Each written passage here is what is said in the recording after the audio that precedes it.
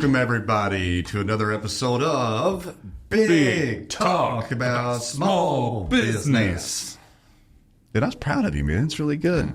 I've watched the show once. Yeah, we might have to replace Mark with you, since you say that better than Mark. No, I'm just kidding. Well, speaking of Mark, there is no Mark today. should I be worried about Mark? No, he's doing something. He's traveling. He's always traveling somewhere, doing something, Right. taking care of business. You didn't hide a body. No, I have not hit it. Okay. I have not hit it yet. If he's not here, you should wear his hat. Man, I just He's probably got his hat though. imagine the guy who's got his hat on right now as we're talking. So yeah, Marcus Wagg's not here today, which, you know, I always hate that. But I try to bring in really great guests when in his absence that I have some history with. And you couldn't find that one, I couldn't find so one. Here I am. I bring in J.S. Bull, who you've been on the show. It's been about a year. It has. Over a year. And just a little update for everybody listening. J.S. Bull and I were partners together at WhyteSpyder back in the day. And great partnership. Mm-hmm. Enjoyed it. We actually sat down for coffee a couple of days ago and reminisced a little bit about how we did well. And you did everything and I did nothing. That's what worked out great. No, we did. I did some things. Eric, you have incredible talent. Thanks. You do not give yourself enough credit. No. Your humility is one of your greatest characteristics. Thank you. Even though it didn't sound like you're humble, you are very humble. And you did so much. Like you had WhyteSpyder for what, 9 years before I even joined. Yeah. Right? Yep. Working with Alex Ahmad, my co-founder. He's a great guy. And great guy. I mean, so I stepped into a machine that was running and had a lot of great history and reputation. Well, thanks, man. I appreciate that. It was definitely running. It was running. Man, they're running downhill, but it was running.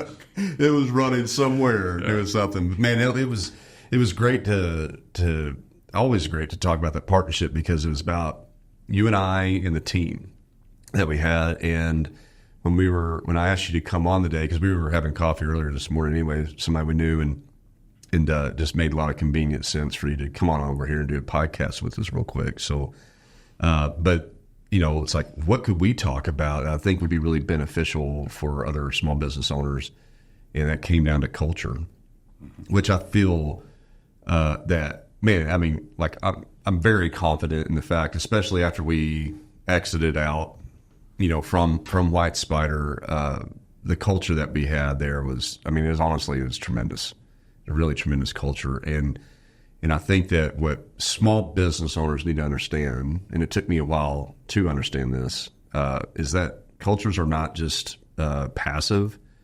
They're not unintentional, right? I mean, you have to have specific, you know, I guess, attention to that and desire to make that culture happen. And so, but it's such a broad word, right? Like when I heard culture in the beginning, I didn't even believe it. I honestly called it a lot of bull crap when I was a young entrepreneur because I was just like, what are you talking about? You know, I mean, like, I don't even know how to put my arms around when you say we need to have a good culture. And it's really a mystery. And I think it'd be great conversation to kind of demystify that for small business owners. And what do we mean by the word culture? And then how do you create such a thing? And why is it so important? So, I mean, I'd like to start out with like asking you, like when we say the word culture, what does that mean to you personally? Yeah, I mean, it really is a broad term. Yeah, it really is tough to define. I think everybody feels it, and you kind of know what it is, right? It's like the vibe of when you're at work, or when you're talking about work, or when people visit your office. But I think where I really like to start with it is what's important in building a great business. And early on in my career, I would say things like the idea or the competitive advantage or the technology or the IP or, you know, these kind of things. It's the people. True. Like, let's just cut to it. Absolutely. People are the most important thing. They are your business, right? And this is why one of, you know, my biggest strategies in building a great business is to hire well. True. I saw you do that. Yeah, and I mean, that's one of the crazy things, right? And as we talk about culture, we'll probably jump around from kind of start to finish of it. But you know, one of the things from the moment I joined, actually from the moment that you asked me to become CEO, right? So August of 19, right? Over a bologna sandwich. Over a bologna sandwich, which with my mouth full, choking on it, right? When you asked me, because I was not expecting that question to just come out. But from that point until I basically stepped kind of out of when I announced that I was departing Flywheel at the time, I interviewed every single hire we did. Yep. So we grew from 13 people to almost 150. Yep. And I interviewed every single person we hired. And it wasn't because I'm a control freak, even though sometimes I can't. I mean, you've been known that, yes. Yeah. But it was because it was for the culture. Yeah. Because the people are the culture. And if you get the wrong, a couple bad apples do spoil the bunch, right? And if you get the wrong people in, then you end up destroying the culture. And so, anyway, that kind of this is one of like the probably more conclusive kind of points to talk about. But I think it helps establish that the people are the most important thing, and you've got to be mindful throughout. Yeah, when we were being acquired by Essential, which on Flywheel, which we rolled into.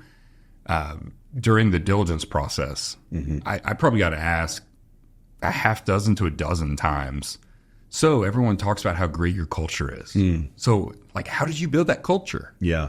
And I mean, the first few times I got asked, I was stumped. Sure. I'm like, I don't know. We just did. Yeah. Right? Like, it was one of those things where I didn't go, oh, hey, Eric, we're going to turn this company into an amazing company by building a great culture.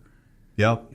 We just did it. Right. You know, that's funny you say that because we never had that conversation. No, never once. This is probably one of the first times that we really talked about WhyteSpyder culture in a, I don't know, in this fashion. Yeah, right? in a direct conversation, right? I mean, you're right. I mean, because we have never really discussed it. It was natural. I think is a big deal. It's very organic. You know, it was just.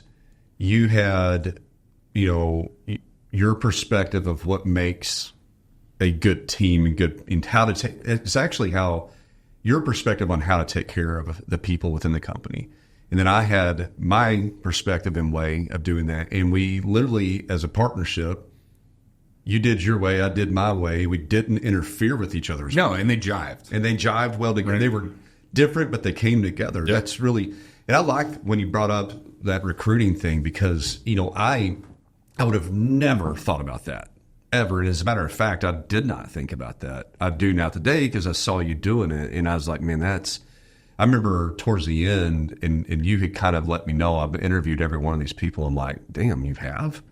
Because I hadn't. Well, and you and a few other people came to me and were like, look, we're interviewing like final interviews, right? We're interviewing like 6 people a week. Yeah. Are you really going to dedicate 30 minutes to an hour with every one of these every week?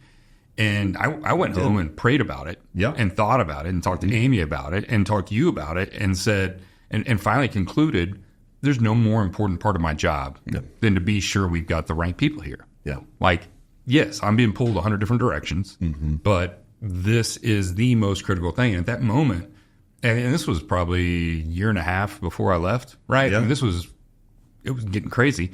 And I just said, no, we're not going to talk about it again. I am interviewing everybody because and here's the key. Yeah. Here's the thing. Like, I had several of these people, which I laugh because it seemed like, I don't know. I didn't seem like a big deal to myself, right? Sure. But I had several of these people say, I've never met a CEO before. I can't believe you're talking to me right now. Right? While they're in the interview process. And it was almost like they were starstruck. And I'm like, I promise the CEO title. You can start your own little business and call yourself a CEO. It's not please enjoy it. It's not that fun. I promise that the title alone does not make me like worthy of your regard like this. But it did several things. It showed the respect that I have for the person joining the team. Yep. Right? That I am taking my time to meet you because you are important. If you join this team, you're going to be very important to me, right?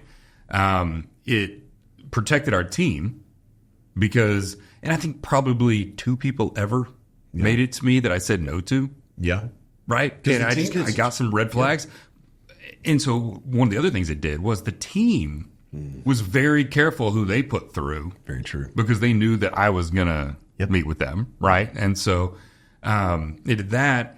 But then also when they joined the team, I already knew who they were.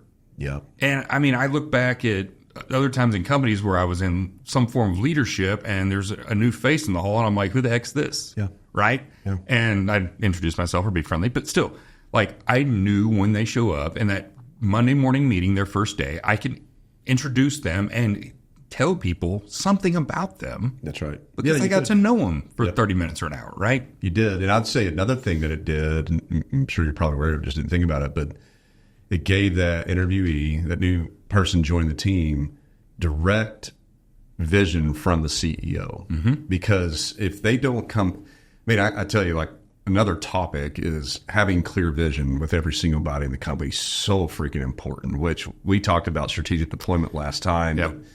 But strategic deployment are numbers.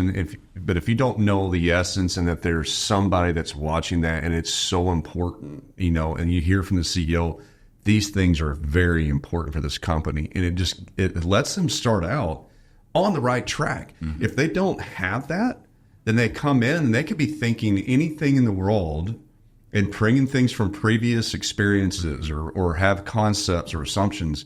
But no, they got to meet the CEO for an hour and talk through, feel respected, feel valued coming in. Ask any question. Yeah. And then I understand what's important to you as a CEO and what you're casting down from the vision standpoint. I mean, it's absolutely, what a fantastic strategy.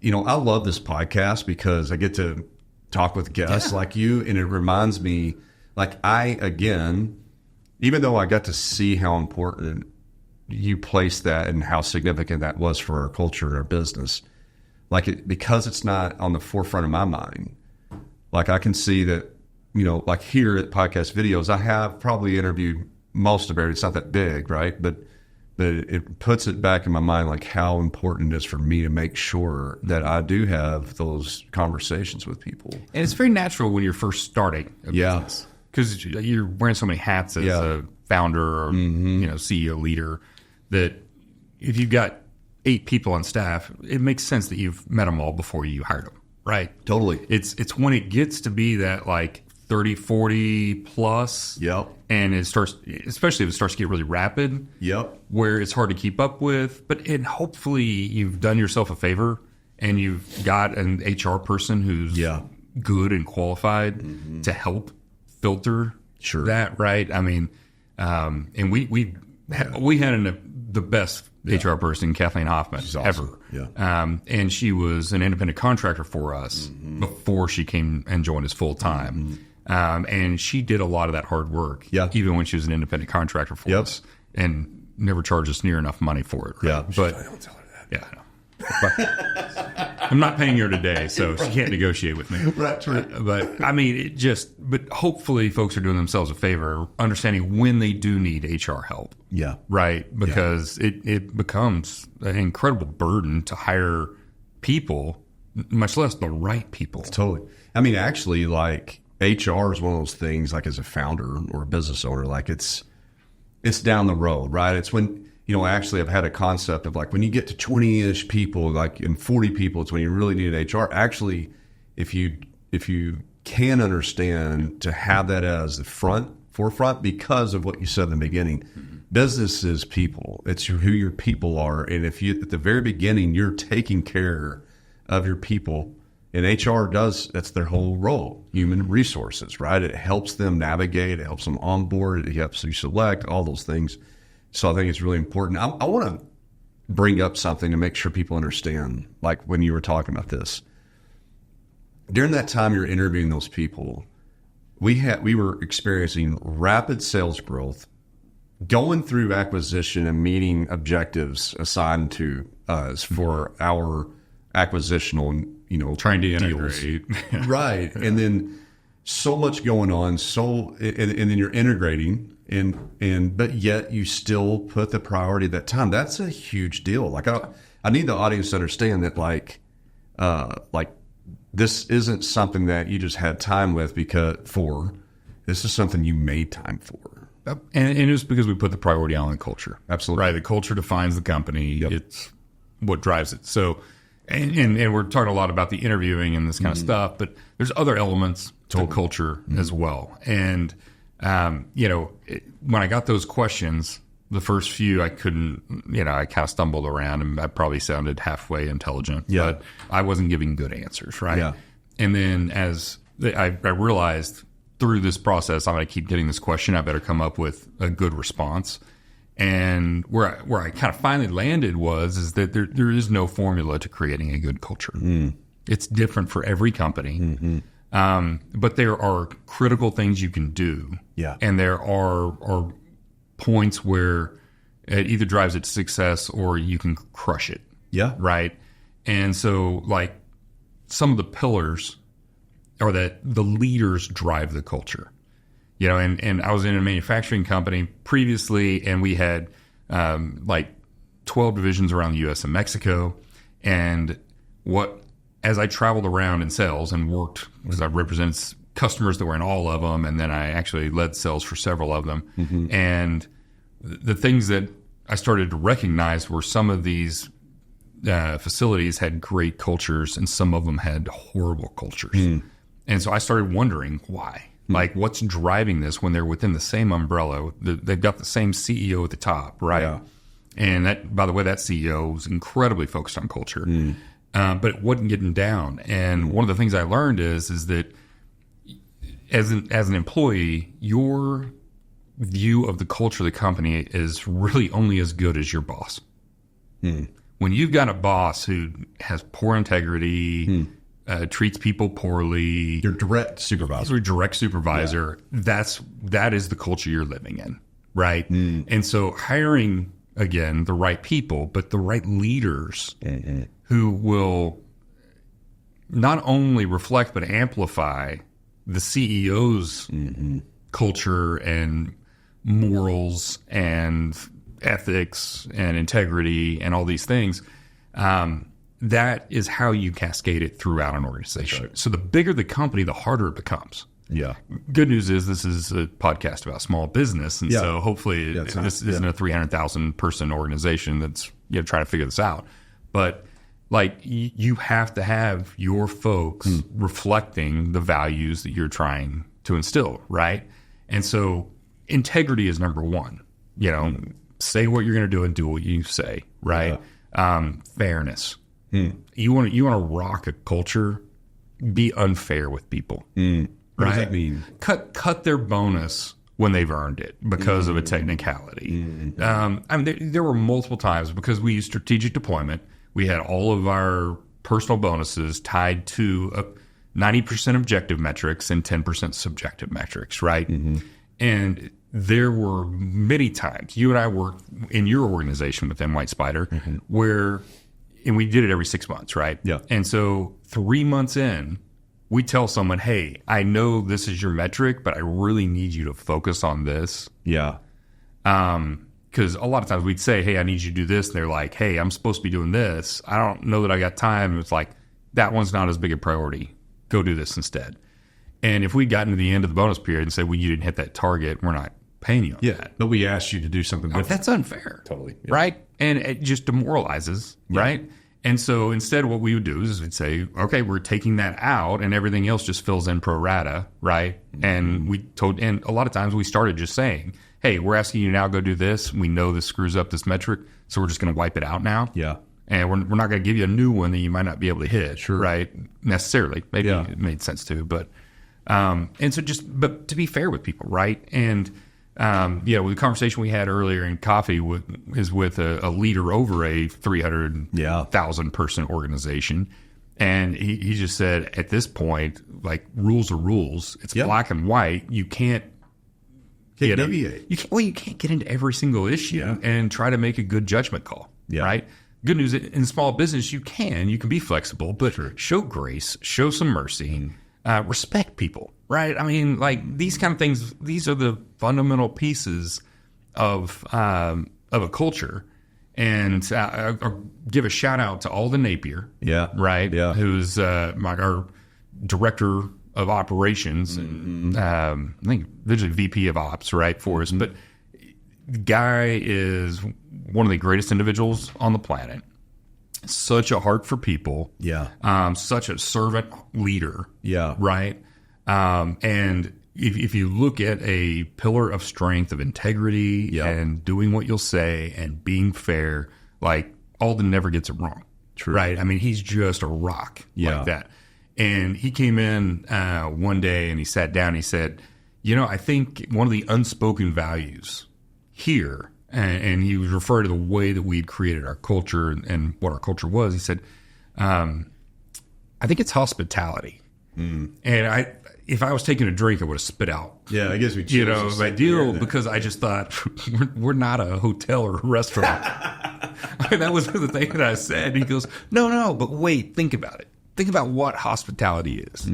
Hospitality is taking care of your people. That's right. It's serving them. Yeah. It's welcoming guests and friends of guests and friends of your employees and opening your doors and going the extra mile to be sure that they're happy and comfortable and want to be there and are enjoying it, right? It's gathering people together, getting small talk, getting to know each other. And serving. Serving. And I went, you know what? Like, it's probably one of the greatest compliments anyone ever gave me. And it's definitely the best compliment anybody's ever given me that I laughed at first, right? But, I mean, over the next, year or two that we ran it, that was top of mind. That was, so that's like your third pillar. So let's go back to your pillars. This is totally unscripted. No, totally. Totally. But I mean, if I was going to build a formula in a book, this might not be it, but disclaimer, this is not the JS pillars of culture. But when you have CEO or business owner is interviewing everybody that comes in the company. Yeah, you're controlling the inputs into the culture. That's right. Yep. Second one is ensure there's another level when you're interviewing and hiring your leadership. You got to make sure that there is clear value alignment, ethical alignment, integrity alignment, that, and as the CEO or the owner, that this leader is basically transmuting you need to communicate with your leaders that that's the expectation. Yeah. Right. Yes. You can't just expect it. And one thing we never did was we never created a mission, vision, and values. No. And I've done it at other companies and always considered it a high priority, but we never really did it. Yeah. It just was reflected in our leaders and our leadership, and we were all on the same page. It's true. Right? It's really true. But then another pillar would be just the leader, the main leader, the owner, the CEO, whatever, has to portray the values of the culture. Yeah, you can't just talk it. You got to walk the walk. Yeah. And I mean, it's so easy to say, and everybody talks about how easy it is to say, how hard it is to do, but it's the reality. And it's actually really natural and simple. If you're that person, you can't fake it. No, like, and I think that's Mark and I harp a lot about this, like, I guess guidebook for business that's out there, right? Whether it's business school or self-help type things, that because if somebody says, hey, you need to write down your values, mission, vision, and all this type of stuff. Well, okay, cool. Here's the formula for it. Here's the best way to do it. And in your mind, you're going in this logical, reasonable scenario, and you're trying to create it to appease somebody else's desires for it, which might be an investor or whatever. Or try to chart a course. Yeah, it may not be natural to follow. That's my thing though. But I mean, like, do you believe in those things, right? Yeah. And even though we didn't have the mission, vision, and that stuff, I remember we did have some values that I think that you saw earlier on when you came aboard, but you had done it before I joined. I had, and I believe in those because those were. I went to the Soderquist Center with which they do it the best. Chuck Hyde, they're incredible at it. Yeah, Chuck Hyde, Andy Wilson was in part of that. Just obviously Don Soderquist, but I mean, they taught. I went to a little 2-day thing where they taught us how to write these values, and it was all about introspection, And so when I wrote those fortunately, I had gone through that, because when I rolled them about what do I, as as a leader in this company, what do I believe in, and that I want to make sure that is, that I'm surrounded by. Mm-hmm. But I remember, like when we went through those, like you believed in the same values as well. Like it's no breaker. Hopefully, no one's disagreeing with any corporate values. Yeah, they're all good qualities. Nothing is.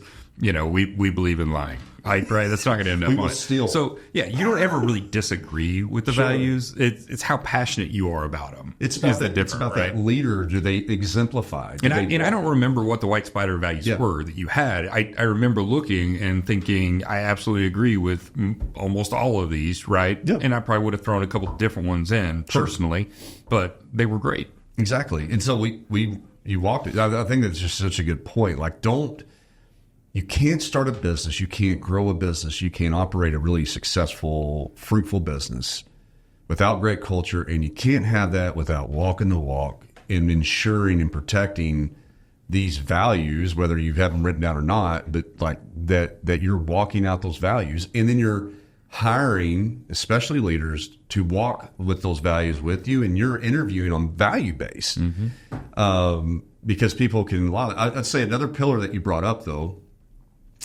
is the hospitality pillar mm-hmm. too, right? And so let's go into that a little bit more, because I agree with all, right?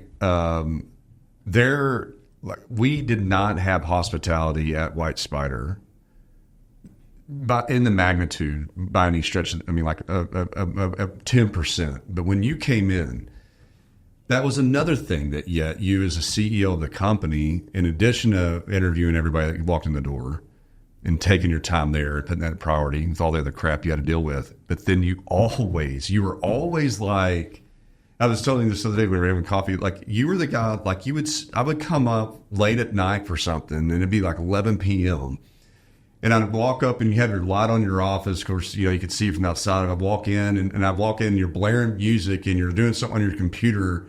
I'm like, dude, what the hell are you doing here? And you're like, oh, I'm smoking the pork butt for tomorrow's freaking lunch. And I'd be like, do you have to be here? Yeah, I got to check the temperature on it. But that was an example of the commitment you had, because you wanted, you were putting that event on, or, working with the team on that. And then you were actually contributing directly to that hospitality event the next day. So, what are some things that people can, like, yours was food, right? You kind of, your love language is food.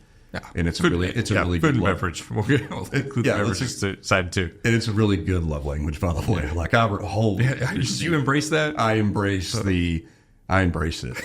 Absolutely. And this is a love language you receive well. You don't give that love language. No, I receive your love language about that, because it is fantastic. But like what else, like from a hospitality standpoint, do you feel like it's important? Like as far as the actual event, like is there a cadence of how often? What are you doing? Right. Are you investing in it?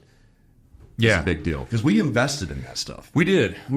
And I think when we came out of COVID and we didn't have an office, and that was the number one thing that people were requesting, right? We listened to our employees to share the big piece of it. But, and we found our location, which was absolute godsend situation, wonderful kitchen, great open space, and, But I'll say, JS, you chose that office specific. That was a big partially because of the hospitality, right? Dude, it was across the street from the amp.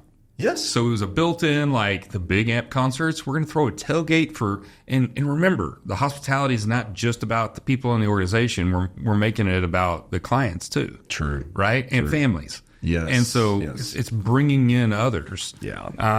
And so it supports sales in addition to supporting the culture for the employees, right? And for the team. Yeah.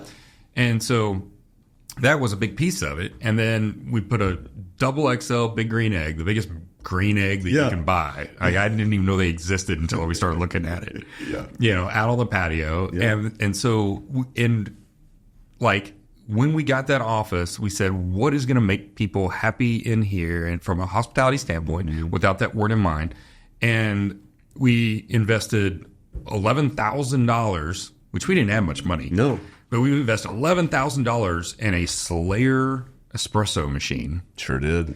And worked with Onyx to get it, right? Onyx Coffee, best in the world. And they came in, and I remember when they came in to train us on it, the trainer walked in, didn't know what we had, walked in and just saw a ghost or something. He was like, our baristas would be jealous of this machine. Like, this is the machine. And so I was super confident, like, hey, I figured this thing out. Well. But, so we just went way above. And then we brought them in to do, and so like culture is, so the biggest thing I can say about culture is it's not a few big things, it's everything in between. Like that's what I started answering to people when they asked me that question is how do you create a great culture? Well, yes, you have these important, foundational elements or pillars, but it's really about everything in between. Yeah. It's consistency. Yeah, you got to be consistent with those values. You got to be consistent with the hospitality. Your team has to be consistent across it, all reflecting that, right? And so, we'd have like the little barista training events. Yeah. And so our team and half our team would attend. Yeah. Right. But it was the half that thought coffee was really cool and they were into it. And they would come in and they'd get to try to learn how to do latte art. Yeah. Right. And and learn the science behind it because Onyx was such incredible educators on it. But then we had a great pour over coffee deal. We had a kegerator in the office. Right. Part of the hospitality, we get fun. We'd always have a standard beer on there. Yep. Michelob Ultra or something. Right. Sure. But then we'd have a couple of local craft beers, try to support the community. Yep. Right. I've homebrewed for over 20 years. So I'd brew beer and put it on once in a while. Right. It was just fun. But like pulling in the community, I think is another piece of it. Yeah. And that's actually something that you did and you taught me really well. And so maybe you can talk a little bit about how we supported charities from well before I joined. Yeah. Because I think that had an incredible impact on our culture as well. No, it did. I mean, like, I think it's all kind of a little bit of the same concept, right? In the sense that how can you, I guess one of my things that I would do is like, I was always thinking like, how do we break the ice, right? How do we, just naturally, like I have an ability I don't have like a stranger kind of a mentality, and for some reason I've been able to break ice with even if I'm meeting one-on-one or with a group. But then I would see like, how do I break the ice of this company? These people that are either, you got developers over here, you got account executives over here, and sales, they're all doing different things. They do those different things because they have different personalities. It's like, okay, how do you, when you bring them together, you don't want like an awkward scenario. And so I would end up intentionally make myself the awkward scenario to break the ice, right? You're so good at it. Thank you. No.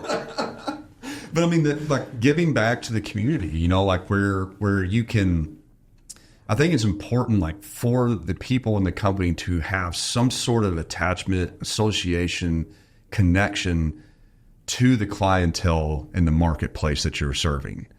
And if you don't, and it's not just about the business aspect, like why am I developing this software? And so, okay, if it makes sense because they need this need, but it's even deeper than that. It's like, okay, I know who this person is. Oh, they have kids. Oh, they play soccer, or they've been through a divorce, and so have I, or whatever it might be. There's some sort of personal human connection with people outside the organization so that you can understand how important your work is actually impacting other people. And I think the nonprofit thing was a really great way, because you would be associating with your market, but at the same time, you're also doing good things.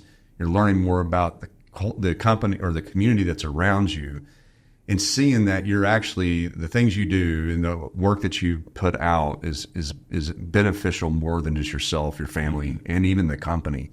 It's benefiting. That was a big thing when I think about it, because just like you, I don't really think about these things. I just kind of do it. It's just important to us, right? And it ends up being significant. But but when somebody can actually feel, and sense like, I'm part of something here. I'm doing something greater than myself. And, funny enough, like when you and I we're no longer at WhyteSpyder, like when I've talked with people, like one of their big things is they're like, they're missing this connection to something greater than themselves that I think that we were just driving naturally all the time. If you look at the surveys of what's important to the young generations that are coming into the workforce and have just entered the workforce, like almost always one of the top 3 things is I want the work I do to mean more than make money, right? Like they want to do more.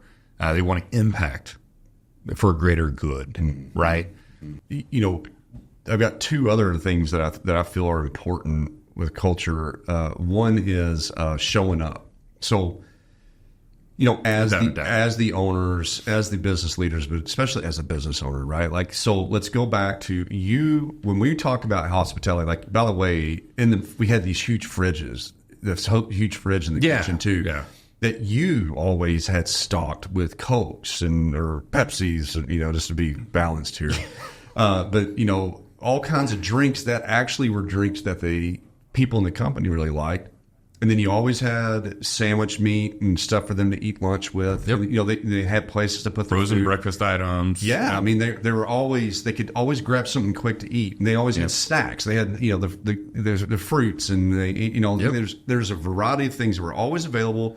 And every week it was there, and they didn't have to work for it. It was just there. And so they could depend literally, if I was rushing, woke up late, or I was up with the baby last night, or there's something going on, I knew I could get to the office and I'd have something to eat, like dependent upon that. That's the consistency you were talking about. But when we would have those, like these amp concert get-togethers, crawfish cook-offs, or just a company event, most of the time, me personally, I wasn't involved with putting that on. I didn't even know what was going on. You were putting your time in there. However, there wasn't a single time that I ever did not show up for it. Yeah. Because I knew intuitively it's important. It's important, for me to be there, obviously, and so for the other leaders. But it was also really important for me to stay connected to the team and get to know people and have that conversation, because one thing about your team is they have to see vision consistently clear, and those are opportunities for you as a business owner to articulate the vision. And when I finally heard that quote, that by the time you're tired of saying something, people are starting to listen. I heard that like 2 or 3 years ago, and I was like, oh my God, thank God I'm not the only one that, that relieved all my frustration, because I just thought that I was taking crazy pills. Nobody would listen to anything. But you have to express it. So it gives you that opportunity. You got to show up. It's your responsibility as a business owner to do that, even if it's not your idea. And that's the same thing goes with charities, right? And your chamber events. That's, people will say, you should sign up for the chamber as a small business owner. And I've heard it 99% of the time, small business owners, oh, it's not worth it. I did that before. No, what wasn't worth it is you signed up for it expecting somebody to give you something, when it's actually you sign up for it and you show up and you have to work it, bro. Like, and that's the case with so much in life, right? Everything. Everything we're talking about, you've got to show up. My third thing that I wanted to point out is what I have found as being the most, from my perspective, the most important thing on culture is it's so simple. Humor. Yeah. I intentionally every day and every time I was around, and I still do it today, and from the beginning, is I want to cut up a little bit with the team. And I want to find people that I haven't cut up with and build this kind of, and you make folks laugh. And if you do that consistently, like, it's amazing, like, people, how they feel about the company, and it's so important to them, because the second that the humor leaves is when people are not really that happy anymore. And humor is like the best stress breaker in the world. Yeah. It relieves tension, right? Totally. Yeah. And you gotta have fun. You spend way too much time at work compared to family, right? Yeah. For it not to be fun. Yeah. And this is one of the reasons culture is so important. We went from 13 people to 150 people in 5 years. Oh, much. I think less than that, bro. And 4.5. But, we'll just round number it 5. Sure. All right. So 13 to 150. How many people did we lose? 0. Well, 8. This is so classic. Oh, yeah. Yeah. Yeah, you're right. But 8. I was off. Yeah. No, 8. You don't remember anybody that ever left? I do. I was just thinking, I was just being an audience member. 0. Thank you for setting the bar high and making it sound bad that we lost 8. It was a joke. Yeah. All right. It's just good. Anyway, where's Mark? But all right, 13 to 150. We only lost 8 people in 4.5 years. Yeah. I don't know. I've never heard of a business that did that. You do that with the culture. Yeah. Right. You hire correctly so that you don't lose people artificially. Right. Yeah. Because you just hired the wrong person for the job. Right. And you don't hire people that don't fit the culture. That's right. So because they wouldn't make it. But that's the only way you accomplish that type of retention, right? And as we did our employee surveys on our own for great places to work or Pecan with, Flywheel, we always led the entire company, or industry, right? Yeah. In those surveys, and they were legit surveys. When people would say things too, I remember when we were doing those, like they would say something. You and I would sit in a room, we'd talk about some of these things. Roll it up. What are these things that these folks are asking for? But here's the deal: we would take action on them, and we would figure out a way to solve it. And then we would go back to the team and say, "Hey, we heard you. Here's how we're solving it." And that further builds the culture because we've listened, right? Yeah. But this is the authenticity that you have to have that we've talked about earlier. And if you can't fake it, you gotta be good leaders to do it, and you can become a better leader. Right? If you're not the greatest leader in the world, work on it. Being a good leader, there's some people that have an advantage with God-given talent, right? Or personalities or whatever, or characteristics. But you can get better at it. Like traditionally I am not a empathetic person. But over time, understand the importance of the people in our organization and trying to be more empathetic about situations. That area of our neurokiller stuff, right? It jumped up, for me a whole level.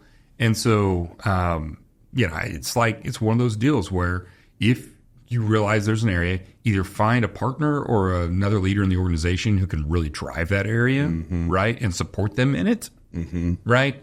Or just work on building it in yourself because you can. But you've got to be intentional about it, and it takes some dedication. I want to talk about, for our time's up, we got a couple minutes left, but there's a practicality here, and I always like to try to remember that in these episodes. So these things that you've talked about are what we would call or Stephen Covey would call the quadrant 2, right? The important but not urgent scenarios, even though, you don't want to be quadrant 1 in this, but that's always this hard quadrant because how do you put important things in your list of priorities before they become urgent, right? Which by the time they're urgent, that's when you start seeing the companies actually going downhill. It's like, holy shit, how do we fix this? But what you did really well, and you've always done really well, is you would take something like hospitality, interviewing these folks, right?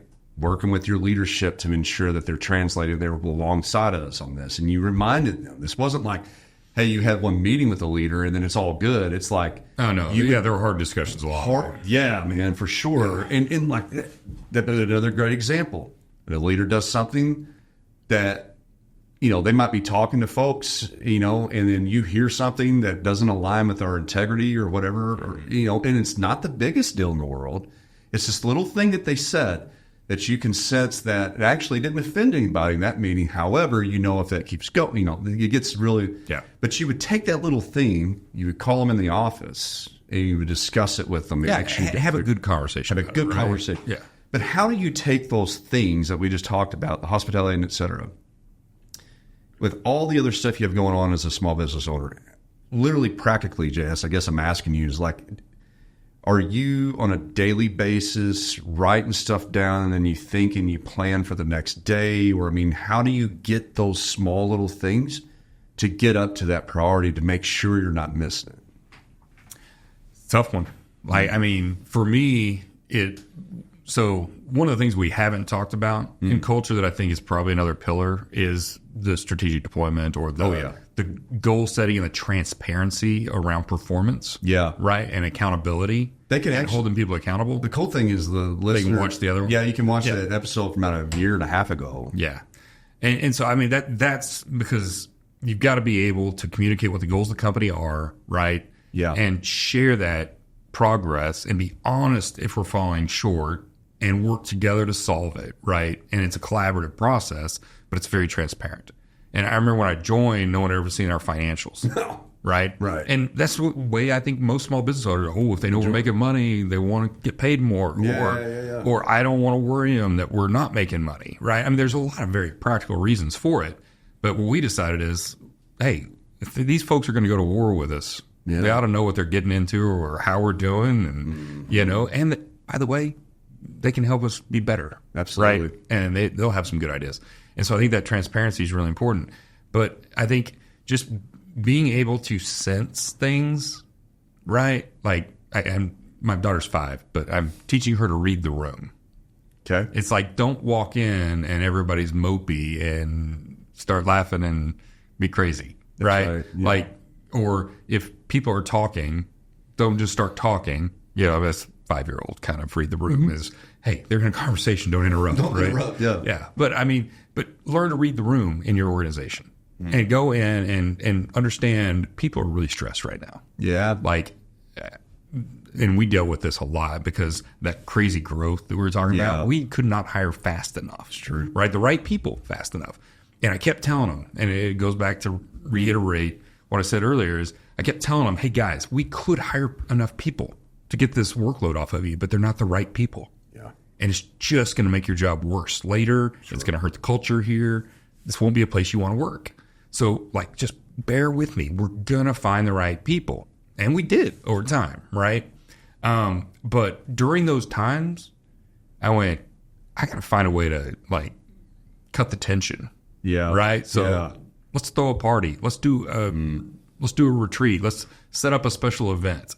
Let's, I mean, like, it was like Dungeons and Dragons game. Like, so much team got so into those. They got into it. And a different group of our leaders were leading that, right? And I joined in one time and had fun with it, and everybody thought it was the funniest thing ever. Best thing I ever did was that karaoke that I was in there, man. the karaoke deal. Until you're going away, and I ruined it forever. And I was the most embarrassing moment of my life. I was honored that you sang that to me. I really was. Thank you. Yes. I mean, in Chicago, it was one of the greatest bands ever, so... Yeah. You're welcome. And what's the name of the song? I Will Always Love You or something like I wasn't looking away. I can't remember. It was a Chicago song. Anyway, that's all that matters. It was a love song. Yeah, it was a love song. But I felt the love, Eric. I did feel the love. And then I tried singing the Doors at the end of the party, and no one had ever heard of Roadhouse Blues or the Doors, and I had to quit in the middle of the song. First time I ever done that in karaoke. It was embarrassing. Very embarrassing. But that's the sacrifice you got to make, people. This is why, as one of my personal values, is no karaoke. I just don't ever do it.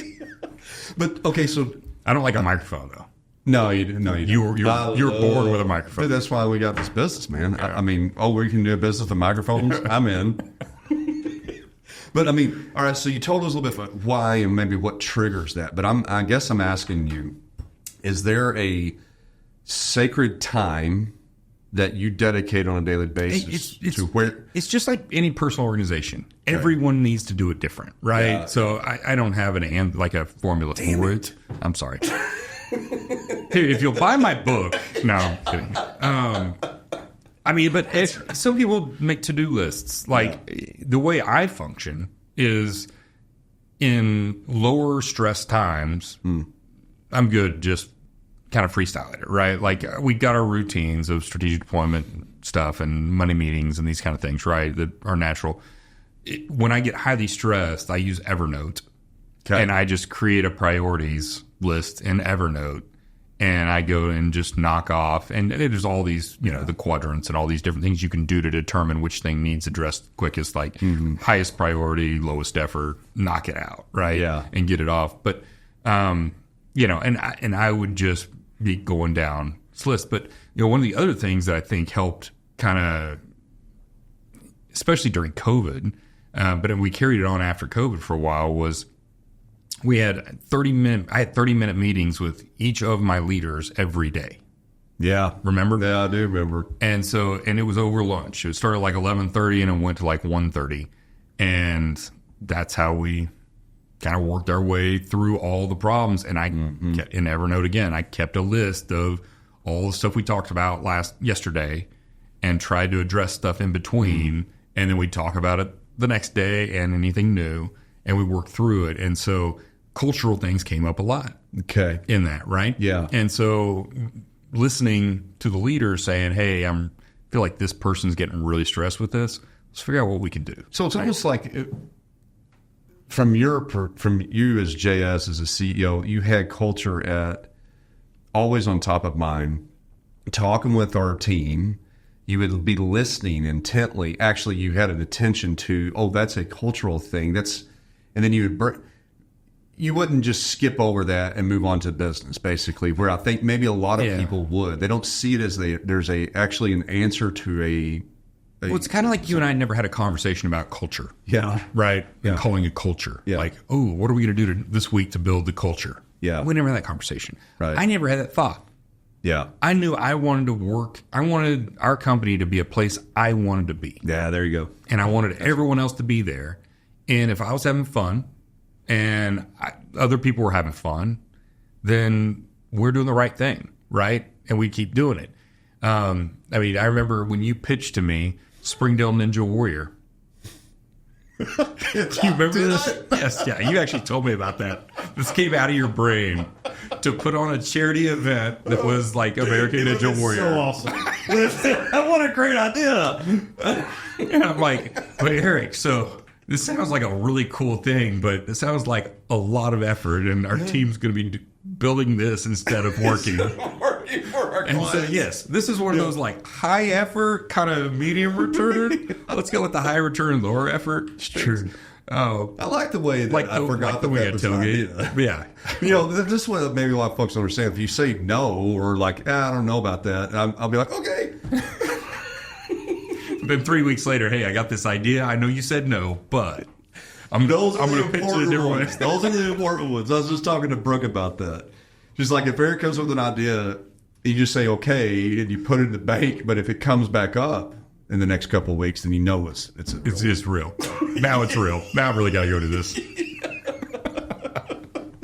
That's awesome. Springdale needs. That's a great idea. It's like the folks who throw away the bills they get in the mail, and they're like, if they really want to get paid, they'll send me a second one. That's right. That might be where it all comes from. Man, JS, what a great combo, man. I think I've enjoyed it just to kind of reminisce and talk about stuff. And, I learned a lot from you. From a culture, and I think you can as a small. That's what's great about partnerships, right? Mm-hmm. Is that there was so much that I would do that you didn't, or that you did that I certainly didn't do, but respecting that and letting each other play, but then learning from each other. I mean, because I can tell you that like there's a lot of things that I watched that I'm bringing in, and I'm just, like you said, just get better, right? As a leader. Well, and I learned a tremendous amount from you the same way, right? Yeah. About Springdale Ninja Warrior. Dude, I swear, if I see that going on and you're behind it, I'm gonna freaking. There's someone I need to be honest with you about, Eric. It's next Saturday. Yeah, sorry, when you're out of town. I made sure none of the marketing went to you. That's right. You did the geofence right around you.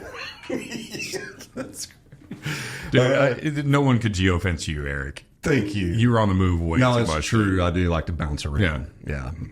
I don't like to be put in a box. Hey, we talked about partnerships. Yeah. And when we had coffee, and like, I've been part of not good partnerships. Yeah. And I've been around not good partnerships. Mm-hmm. And our partnership was one for the ages. Like, it was just a classic.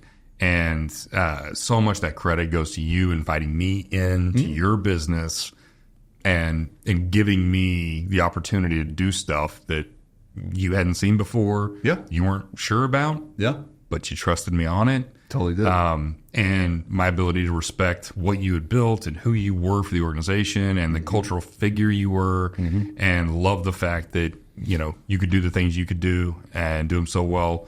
It's a special partnership. And I feel like you probably ought to have an episode of this that talks about partnerships. Agreed. Because I bet a bunch of people listening don't have good partnerships. And it's a tough place to live, man. It is, and I appreciate that. And, and it's absolutely a two-way road, right? Like, I mean, you gotta be a good partner, but you gotta let others be good partners too, and I mean, when you have somebody with such high ethics and standards as you did, right? And and you did as well. And it was part of the beauty of it. For sure. But I mean, like, to be able to trust in that, like, I mean, otherwise, but if you have a partner that you cannot trust into, and then that partner, it does not have high ethics and standards and they have great integrity. I mean, that's the one that I think gets people burned a lot, is like they'll, that is a death sentence right there. Totally is. But there's partnerships where the people have great ethics and they still can't get along, right? It's tough. But anyway. No, man, we should do that. I'll tell you what, we'll commit to that. We're going to have another podcast. You're going to have to find a different guest for that one than me. Why? Don't want to air all my dirty laundry. Oh, no, that's the entire point of it. That's the entire point. I tell you what, audience, don't forget to buy JS's non-existing book. Yeah. It's the Pillars of Great Culture, which is not yet published, nor is it written or even thought about. But if it comes out, make sure you buy it. Yes, please. I would appreciate that if it ever gets written. That's right. Yeah. And don't forget, if you're listening and you found us on one of the many thousands of channels that are out there, to go to Big Talk About Small Business, sign up for the e-newsletter so you can get access to the new episodes as they drop. And then, let us know if we can answer your questions. We love the questions from the audience, just like listening to your team. We love hearing from you, your listeners, like you're facing a lot of challenges. Yep. Send us a note and we'll address it. And if you want to have JS back on, ask for more freaking JS Bull and we'll get JS back on the show. But until then, JS, really appreciate you joining. We'll do it more often. And thank you. Thank you for sharing your secret sauces with us. Anything for you. Speaking of secret sauce, you made your own barbecue sauces, and they were fantastic, too. Good barbecue sauce. Yeah, really good barbecue sauce. I got a good barbecue sauce. You sure do. What was the name of the beer that you made that I love so much, that I wanted to name, and then you stole it from me? Oh, no, that was Fluffy McFlufferson. Well, that was your name that you stole. Yeah. But my name that I came up with was, I've called it something else. Eric's Beer. Probably. I don't know.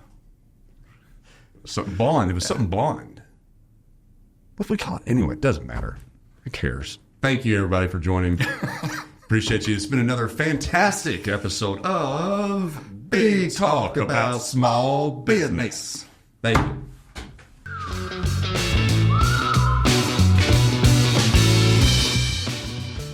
Thanks for tuning into this episode of Big Talk About Small Business. If you have any questions or ideas for upcoming shows, be sure to head over to our website, www.bigtalkaboutsmallbusiness.com, and click on the Ask the Host button for the chance to have your questions answered on the show.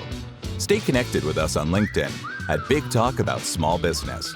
And be sure to head over to our website to read articles, browse episodes, and ask questions about upcoming shows.